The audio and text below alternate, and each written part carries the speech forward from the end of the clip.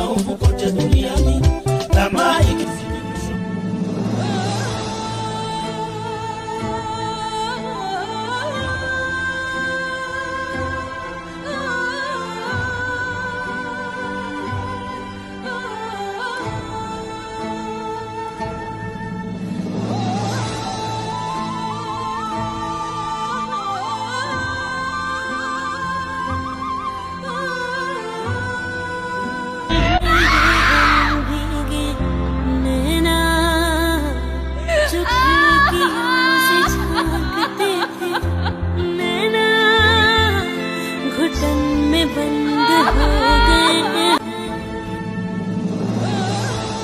tamaa ya maisha ndio chanzo cha maovu kote duniani.